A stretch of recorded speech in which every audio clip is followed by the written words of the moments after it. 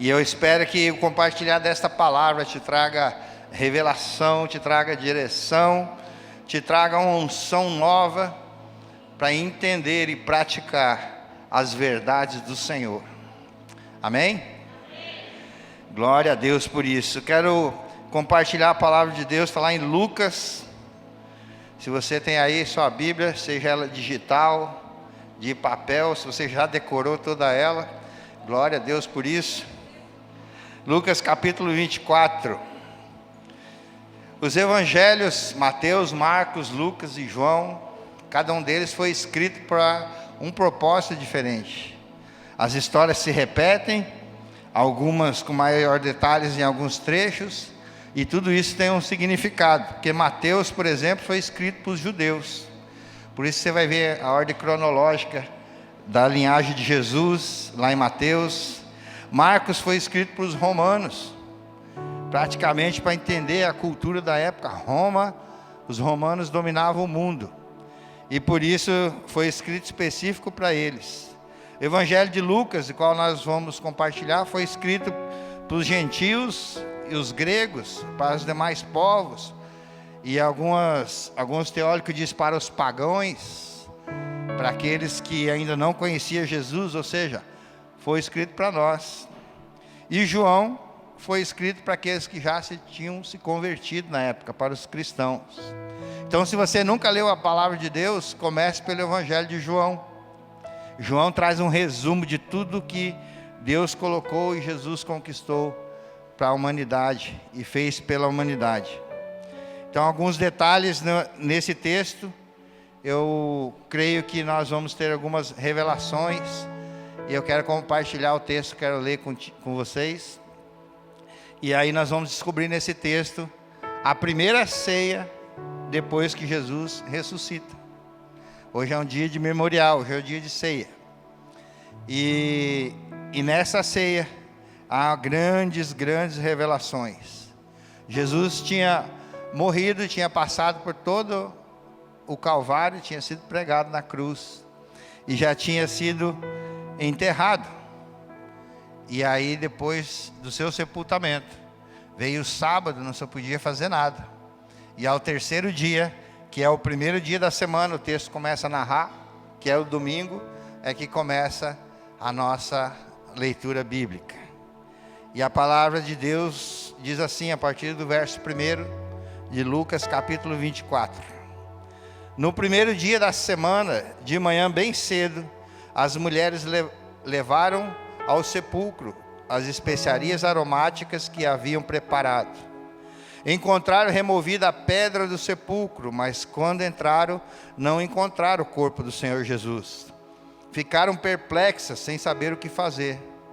De repente, 2 homens com roupas que brilhavam como a luz do sol, colocaram-se ao lado delas. Amedrontadas, as mulheres baixaram o rosto para o chão, e os homens lhe disseram: por que vocês estão procurando entre os mortos aquele que vive? Ele não está aqui, ele ressuscitou. Essa é a inscrição que está até hoje no túmulo de Jesus. Ele não está aqui. Está escrito bem na porta desse túmulo. Lembre-se do que ele disse quando ainda estava com vocês na Galileia. É necessário que o Filho do Homem seja entregue nas mãos de homens pecadores, seja crucificado e ressuscite no terceiro dia.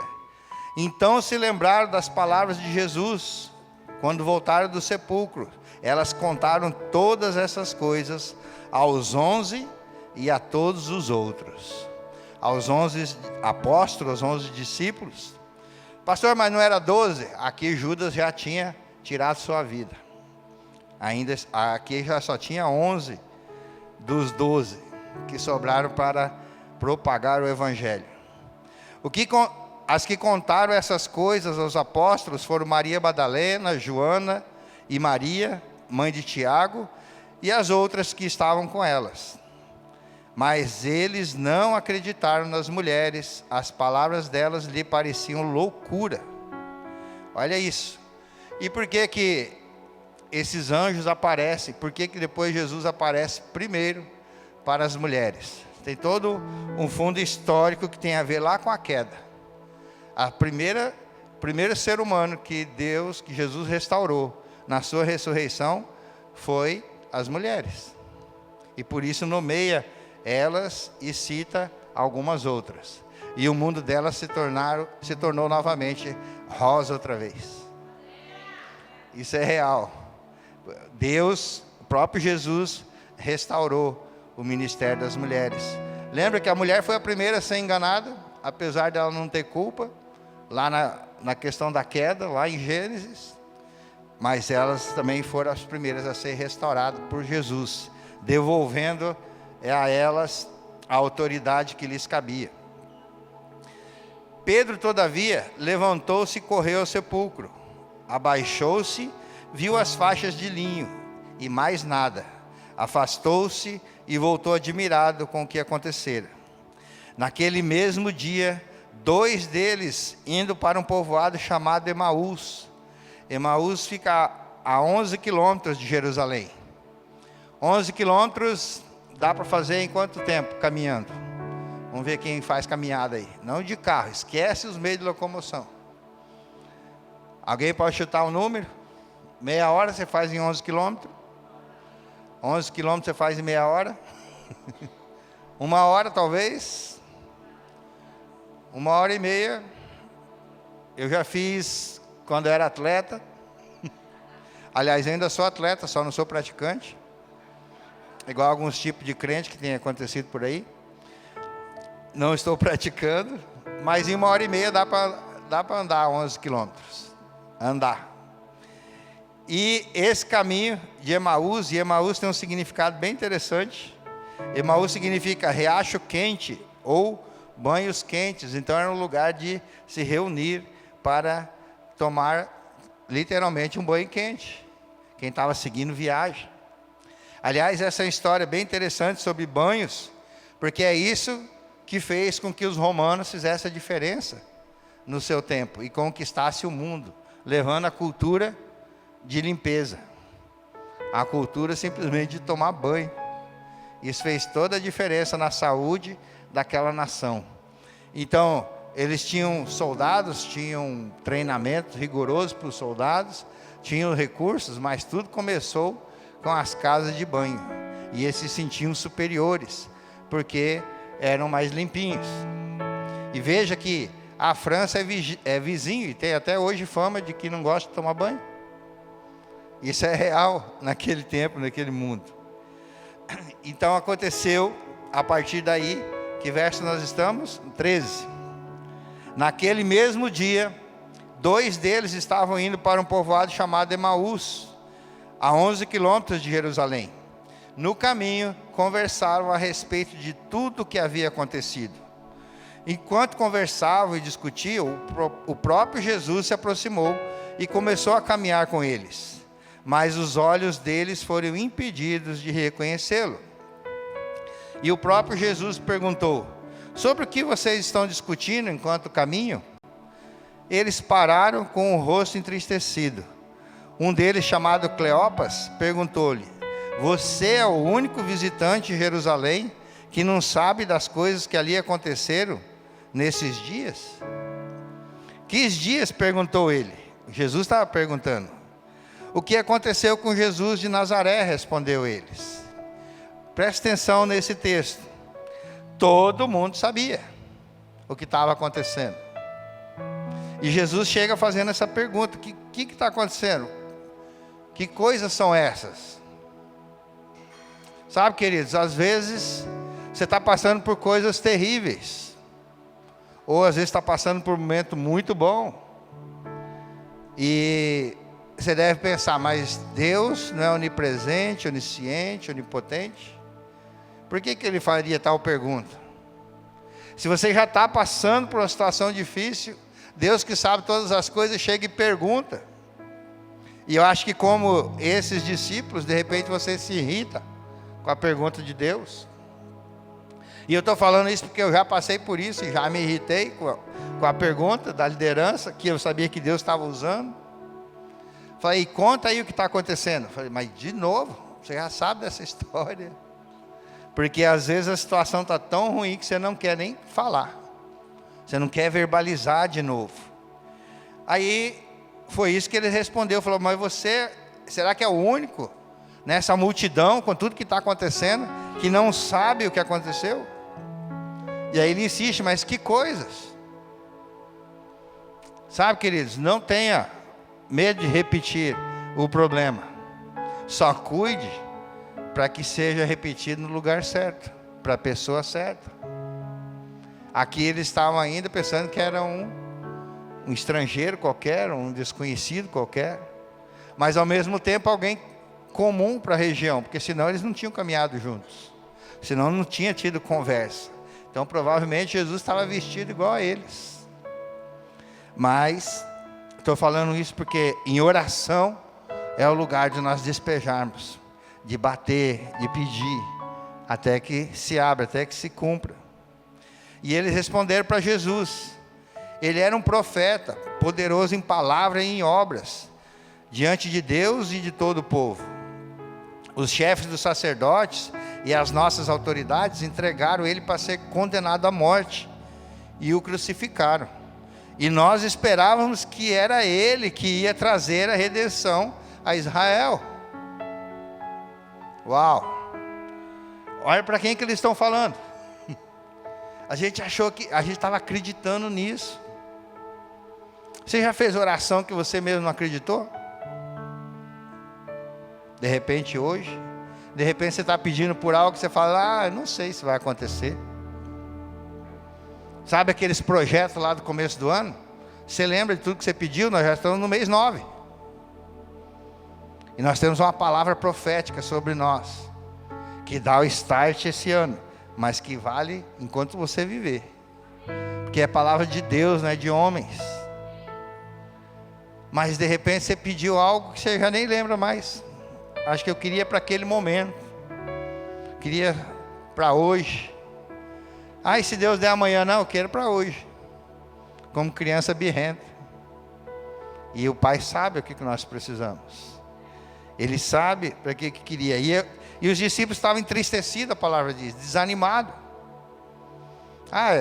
Eu sei que o meu Redentor vive.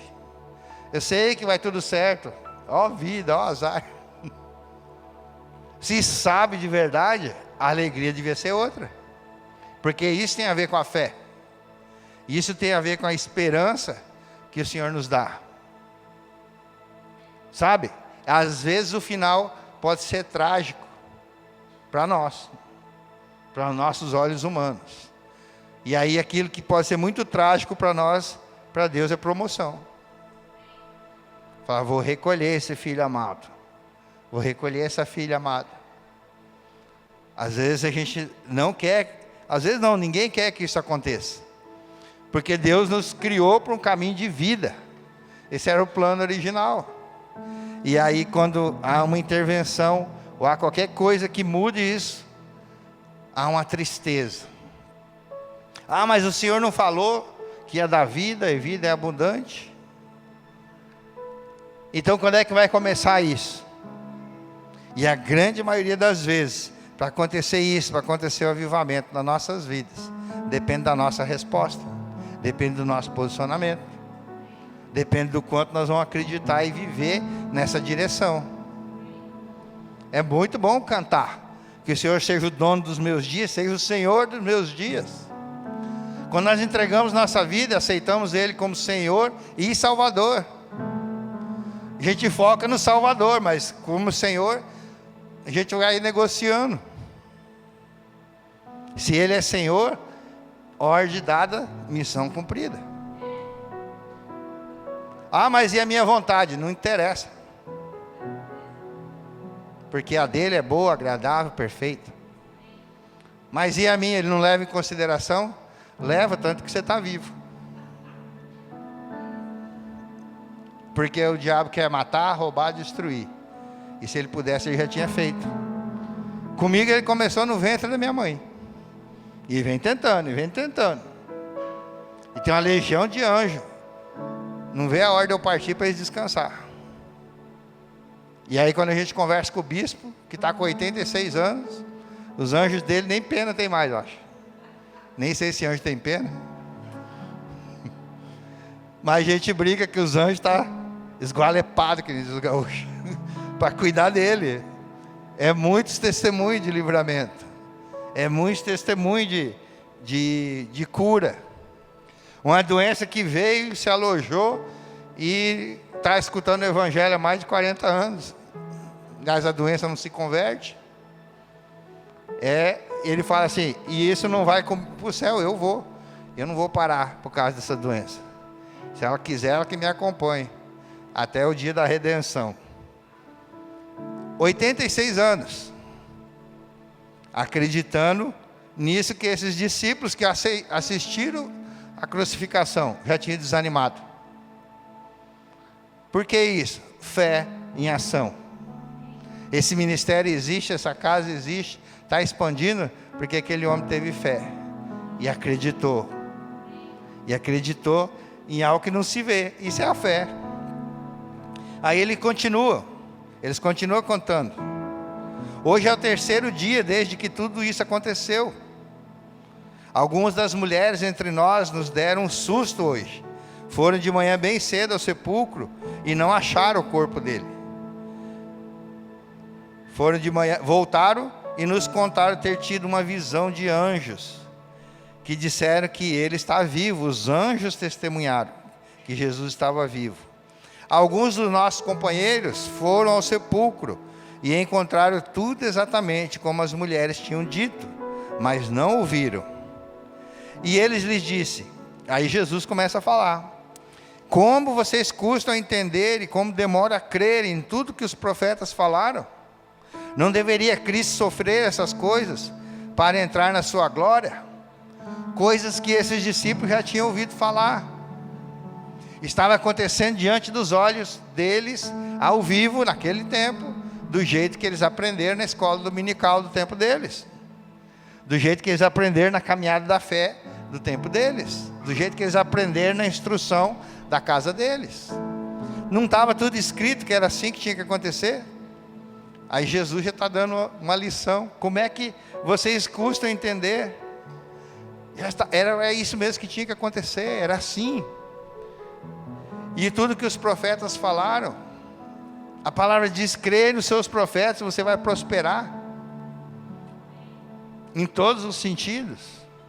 Porque quando a palavra vem de Deus, ela encontra pouso no seu coração, como uma semente que cresce, é regada e floresce e dá fruto. E esses frutos têm que permanecer até que ele volte para a eternidade. Porque poucas coisas que você vê aqui na terra vai ter no céu. Uma delas que é eterna, a palavra de Deus. Vai ter Bíblia, vai ter palavra de Deus no céu? Vai. O próprio verbo está lá. E aí olha a sua volta, olha aqui dentro da igreja. É mais disso aí que você vai ver lá. Fala para o seu vizinho, te espero lá. Se eu for na frente, eu te espero. Pastor, mas todo mundo quer ir para o céu. É interessante isso, né? Todo mundo quer ir para o céu, mas ninguém quer morrer. Como é que explica? Ai, a vida é cheia de problemas, a vida é tão ruim. Tem gente que chega nesse estágio de pensar que a vida é tão ruim que quer tirar a própria vida. E é só um jeito de fugir daquilo que é a realidade. E realidade é que o Senhor pode transformar todo o nosso ser. E aí Jesus, você não devia o Cristo sofrer essas coisas para entrar na sua glória? E daí ele faz uma recapitulação. E começando por Moisés e todos os profetas, explicou-lhe o que constava a respeito dele em toda a Escritura. Jesus está em toda a palavra de Deus. A Bíblia é sobre Jesus. A gente vê desde Gênesis até Apocalipse. Jesus, Jesus, Jesus, figura de Jesus. No Antigo Testamento, pastor? João capítulo 1, versículo 1 diz que ele era o verbo e o verbo se fez. Aonde está escrito isso? Gênesis capítulo 1. Está lá. Que Deus criou tudo com a palavra, com o verbo. Quando ele dizia, o Espírito Santo agia, Jesus dava o comando. E se aproximaram do povoado para o qual estavam indo. Jesus fez como que ia adiante. Então eles estavam caminhando, conversando. Então tá bom, né, gente? Beleza, Deus abençoe vocês. E ele fez de conta que ia continuar. Só que nessa caminhada, já estava, o negócio aconteceu de manhã, eles foram embora, já estava para escurecer. Olha o que o texto diz. Jesus fez como que ia adiante, mas eles insistiram muito com ele. Fique conosco, pois a noite já vem, o dia já está quase findando. Então ele entrou para ficar com eles. Quando estava à mesa, quando estava onde? Quando estava à mesa com eles, tomou o pão, deu graças, partiu e deu a eles. É a primeira ceia depois que Jesus ressuscita, que a palavra de Deus mostra. Jesus tinha aparecido para as mulheres. Jesus tinha trazido algo para as mulheres, mas na mesa, esses dois discípulos, tão importante, porque a gente está contando essa história até hoje, ele tem essa revelação para eles. Partiu e deu a eles. Lembra que eles estavam caminhando 11 quilômetros, triste, cabeça baixa, conversando. Deu tempo de pegar desde Gênesis até, não tinha Apocalipse ainda, né? Todo o Antigo Testamento, Jesus trouxe todos os profetas, tudo que era para acontecer. Imagina, ele foi contando tudo isso, então o caminho foi longo. E mesmo assim eles não conseguiram enxergar, mas quando ele partiu o pão, porque ele já tinha declarado, esse é meu corpo, esse é meu sangue. O que acontece com eles? No versículo 31. Então os olhos deles foram abertos, e o reconheceram, e ele desapareceu da vista deles. E aí perguntaram uns aos outros, um ao outro: não estava queimando o nosso coração enquanto ele nos falava no caminho e nos expunha as Escrituras? Já aconteceu isso com você? De você ler ou estar escutando uma palavra e aquele negócio está borbulhando, fala, é isso mesmo, é isso de verdade. Já aconteceu também de alguém estar falando alguma coisa e falar assim, isso aí não. Isso chama-se discernimento, isso chama-se o Espírito Santo que habita em você, que vai rejeitar tudo que não presta e vai confirmar aquilo que é a palavra de Deus. Isso é real para os cristãos. E aí o que aconteceu? Eles sentaram, comeram tudo que tinha na mesa e foram dormir. Com a revelação dessa, o que aconteceu? Levantaram-se e voltaram imediatamente para Jerusalém. Peraí, mas não estava escurecendo? Que lanterna é essa que eles tinham, que dava para ir nesse escuro? Que lá quando escurece, só dá para ver o brilho das estrelas. E eles voltaram correndo os 11 quilômetros. Voltaram imediatamente. Como que imediatamente? A Bíblia não fala quantos minutos, né? Mas ali eles encontraram os 11 que estavam com eles reunidos ainda. Se eles estavam reunidos, eles estavam em volta da mesa, lá em Jerusalém. Eles simplesmente largaram a comida e saíram correndo, porque tiveram essa revelação. E a minha oração é que, no partir do pão, nessa noite, o Senhor abra seus entendimentos, abra seus olhos. Tudo aquilo que estava aí borbulhando, tudo aquilo que já estava queimando dentro de você, que se torne um incêndio dentro da sua mente, do seu coração. Em nome de Jesus. Eles encontraram ali os 11 que estavam com eles reunidos e diziam, é verdade, o Senhor ressuscitou e apareceu a Simão. Já tinha aparecido para Pedro, simultaneamente. Então os dois contaram o que tinha acontecido no caminho e como Jesus fora reconhecido por eles, enquanto partia o pão. Uau! Hoje é um dia de arrependimento, hoje é um dia de salvação, hoje é um dia de partir o pão, hoje é dia de abrir os olhos, reconhecer que Jesus fez na cruz, porque a mesa representa essa redenção, a salvação, a justificação, a mesa do banquete. E aí na próxima vinda, e Jesus veio e fez tudo isso, e aí nós aguardamos para a próxima vinda, que a redenção vai ser maior, como nós cantamos, o governo vai se instaurar, e nós vamos governar como filhos, como sacerdotes, nós vamos governar junto com Ele. É essa autoridade que Ele nos dá. Mas para isso nós precisamos entregar de verdade o nosso coração, entregar a nossa vida. A palavra diz, João capítulo 14, no verso 15: se vocês me amam, obedecerão aos meus mandamentos. Eu pedirei ao Pai e Ele lhes dará outro conselheiro para estar com vocês para sempre, até o fim, o Espírito da verdade. O mundo não pode recebê-lo, porque não o vê nem o reconhece, mas vocês o conhecem, pois Ele vive com vocês e está em vocês. Não os deixarei órfãos, Jesus falou, voltarei para vocês. É a palavra do Senhor, palavra de promessa, como se cumpriu. E o próprio Jesus teve que explicar de novo, e de novo, e de novo. Sabe, às vezes algumas pessoas falam assim, mas não tem algo novo para você falar? A palavra se renova. Os evangelhos se repetem 4 vezes. Deus não tem problema em repetir. Jesus tinha acabado de descer da cruz e foi ensinar. E às vezes nós, como líderes, já cansamos de novo ter que falar sobre isso. Toda reunião de céu tem que falar de João 3,16. Não dá para fazer de outro jeito. Não dá para explicar outra coisa. Não dá para mudar de assunto. Porque foi essa mesma palavra que trouxe inspiração do Espírito Santo, me convencer do pecado, da justiça e do juízo. Aquilo que está queimando aqui não é coisas de homens, não é técnica de nenhum tipo de estudo. É simplesmente a presença do Deus vivo, aquele que nos criou. E eu vou pedir para você, sentado mesmo, se você não fez essa oração, feche seus olhos, coloque a mão no seu coração e repita essa oração. Faça: Senhor Jesus, nesta noite, Tua palavra foi ministrada, Tua palavra que é viva e é eficaz. Que o Senhor receba a minha vida.